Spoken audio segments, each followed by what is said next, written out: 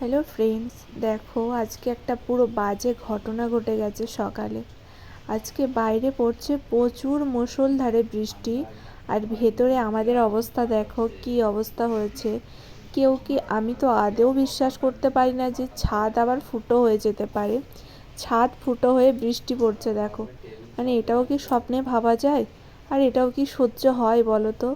একটা ভাড়া বাড়িতে 3,500 টাকা ভাড়া দিয়ে যেটা প্রত্যেক মাসে থাকি, সেই বাড়িতে যদি এই রকম যদি বৃষ্টি পড়ে তাহলে ঠিক কেমন লাগে, মনের অবস্থাটা ঠিক কেমন হয় তোমরাই বলো।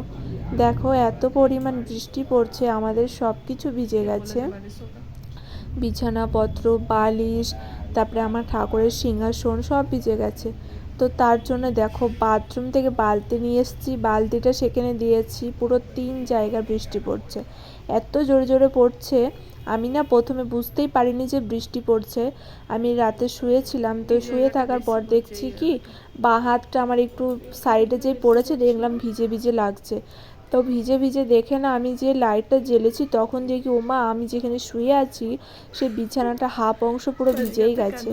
আবার আমার ঠাকুরের সিংহাসন ভিজে গেছে, সব কিছু দেখো, আমার ব্যাগ ভিজে গেছে, বিছানার চাদর সব কিছু ভিজে গেছে, আমার গোপু সোনাও ভিজে গেছে জানো।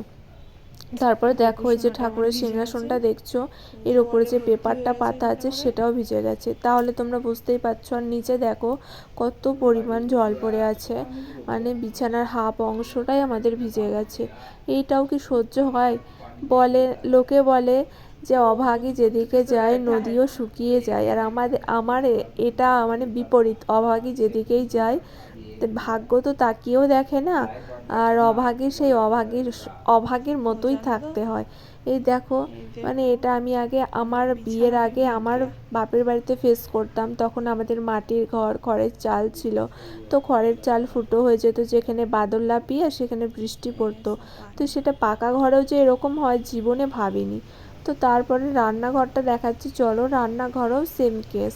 তো সাইডে যত মশলাপাতি ছিল সব সরিয়ে দিয়েছি। দেখো কি পরিমাণ বৃষ্টি পড়ছে, বৃষ্টির জল। এদিকে যখন ভাড়া দেওয়ার সময় না তখন এমন করবে বাড়িওয়ালা, মাথা খেয়ে নেবে, আর এখন দেখতেই পায় না এমন ভাব করবে। আর বাইরের বৃষ্টিটার তেজটা একটু কমেছে, তো সেই কারণে বাইরেটাও